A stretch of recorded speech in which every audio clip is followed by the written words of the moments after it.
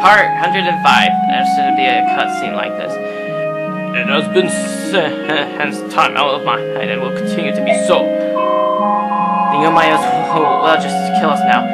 It'd be the same as sending us back to the caves, and it saves us the whole walk. You are Abiok. I will not expect your short-lived kind to understand. I don't need to understand. See that it's a poor king who has so little regard for this. Fellow living creatures. Your Majesty, please hear our plea. What are you two doing here? Please allow my grandfather and me to guide the Lagoon's alliance to the borders of Galia. I beg of you. Prince Raisin of the Heron tribe stands among these men. The dragon and tribe owes him safe passage. Please, Your Majesty, he saved the soul of your son, which condemned them to die, despite the good they've done. Do as you like. This is the only exception I will ever make. Thank you, Your Majesty.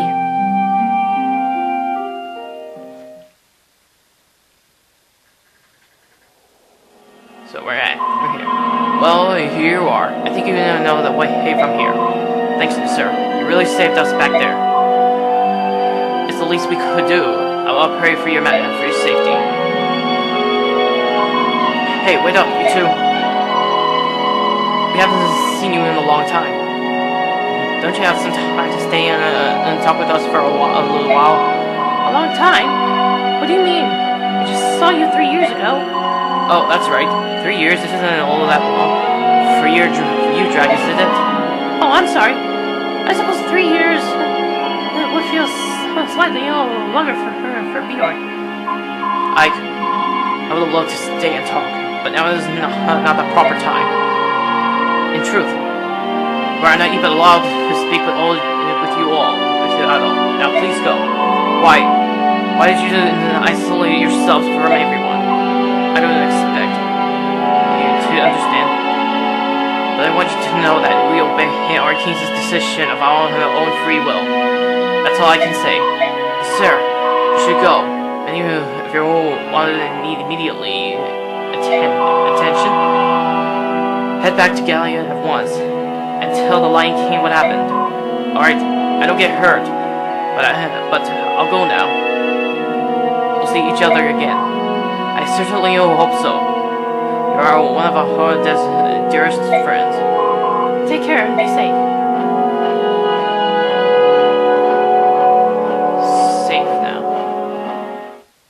Safe now.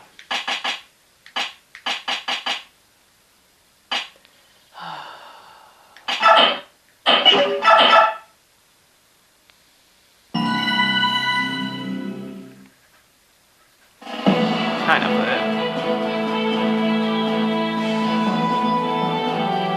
Goldoa, the land of dragons, lies secluded in the southwestern corner of Tellius. No foreigner, Laguz or Bjork, is permitted within its borders. The Alliance emerges from the lava tubes and into Goldoa by accident. The Dragon King, Deginsia, is displeased by this trespass. However, Ike's former companions, Nasir and Ina, appeal to Deginsia to allow the passage of the Laguz Alliance. Raisin's actions during the last war earn them the grudging respect of King Deginsia, who allows them safe passage.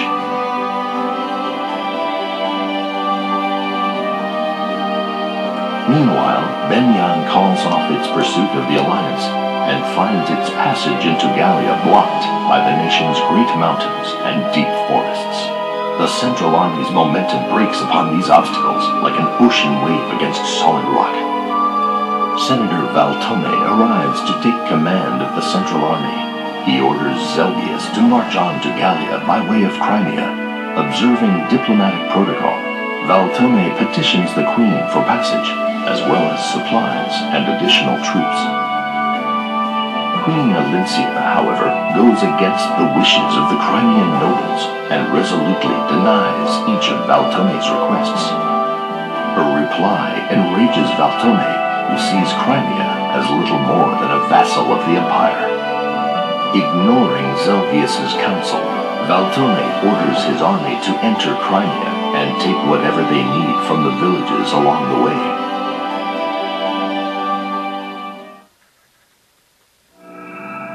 What's next? Chapter 9. Marauders? Hey. Alright, we're here back to Castle Crimea. Your Majesty, the Mongol army has crossed the border. They are seizing food and supplies, are calling a tribute to the Empire. There are no colossal casualties yet, but they are acting like bandits. I see. So they simply ignored me. What should I tell the troops, Your Majesty? Your order the Royal Knights to mobilize, ride out, and advise Benyon to withdraw. If they do not comply, I further use a force to remove them from our lands. But, Your Majesty, this is the Benyon army we are talking about. It would be unwise to provoke them. I hope to avoid this situation, but the Empire's attempts to strong-arm our people shall not go unanswered. Deploying the Royal Knights is the only way to protect our borders from incursion. However, I remain open to suggestions. Do you have an alternate plan of action, Lord Son? No, please, forgive my impertinence. Your Majesty is quite right. I'm glad we are in agreement, Lord Son. This whole situation disturbs me greatly. I wonder, what's happening to the Empire? I doubt that the Apostle will allow this sort of thing to happen. Should prepare for the worst. I fear something horrible must be happening within the Benyon.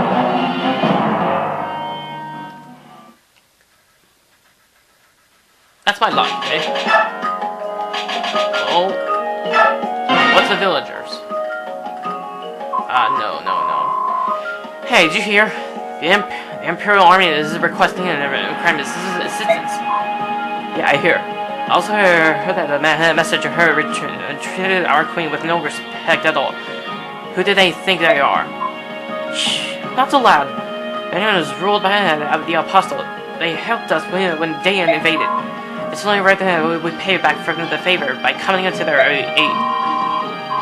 But Benyon is fighting the beast tribes of Gallia. Why would we fight Gallia? The beast tribes helped us rebuild Crimea. That's true, but come on. Think about it. Who would you rather stay with? A land of Bjork or the land of Lagoose? The answer is as plain as day. We side with the Bjork. You have a point. I choose Gallia over Benyon. Really? But why? The people of Gallia helped us rebuild the village, even though we're Bjork. They even repaired the road to the farm that's up to on the mountain. That wasn't an easy job either. Yes, I remember. What was his name? Mordecai? He was strong yet very kind. He looked frightening at first, but the children in the village loved to play with him. He was a wonderful man. If the queen decides to answer Benyon's request for troops, we'd have to fight Gallia. How terrible would that be? That's war, isn't it? Yes, I suppose it is, at that. I wish we didn't have to fight anyone at all. And with that, Luz is shocked. What game cards do you have? It's been one thing after another. First, the civil unrest, then the imperial invasion. I'm so sick of it. Hearing about all of this. All of it. You and me both? I figured I'd be able to get in some me time now that Prime is peaceful again. Get a card game started or something. You are a royal knight. If the queen decides you should sweep any 10 or 100 imperial soldiers, you should probably go do it.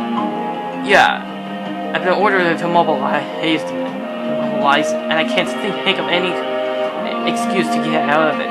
Maybe I could pretend to be dead. Any ideas, Amy? Don't make Geoffrey mad. You are wrong, Knight. You've better follow his orders. Amy, you were supposed to help me! She's obviously been spending way too much time with you, Khalil. Well, of course. You twit. Alright, Makalov, it's time for you to pay up and go. What? But I think my stomach's acting funny. That's enough. That's enough, you about. Oh, hi, Marcia. Don't surprise me like that. Makalov, I knew how to find you here, slacker. You're making the whole squad wait for you. Hurry up and head back. I don't know about all this. Fighting the Imperial Army of me is fighting my old comrades. I don't want to fight my old friends, you know what I mean? I think I see. You owe them money, don't you? Isn't that the real reason why you don't want to see them? Jeez, breath! Damn it, that should... When did you learn to read minds like the herons? I'm like chapter 14, training. I can't! You spineless sea cucumber! It's just so typical.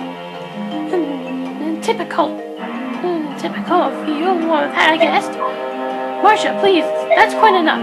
But Astrid, it's despicable. Look at how calm Sir Makalov is. He never gets irritated or upset. It's a mark of a true knight. A good knight must know how to keep his cool on the battlefield. But we're in the bar.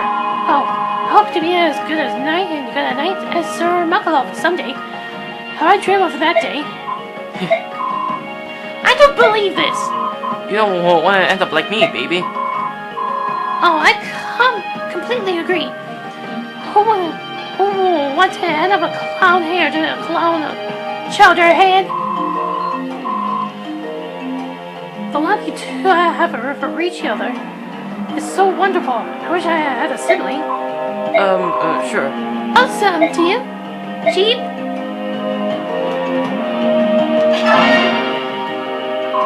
Geoffrey, please take this with you. Why? This is a master crown. I am honored, Your Majesty. I will cherish it. I've been asking you to fight difficult battles against terrible odds. Your Majesty, allow me to reiterate.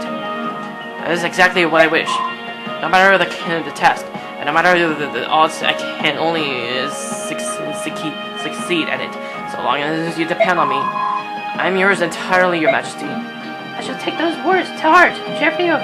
Elbury, you are truly my finest and most faithful knight. Thank you, Your Majesty. And last one. Here are the reward funds. Remember, Geoffrey, you will face the Imperial Army. Should there be a conflict, you must not be caught unprepared. I shall be prepared. I shall be prepared, Lucia. Oh, that's the short one. That's how little short one.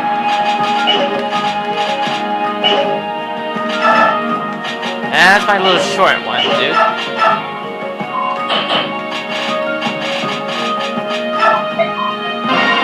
Oh.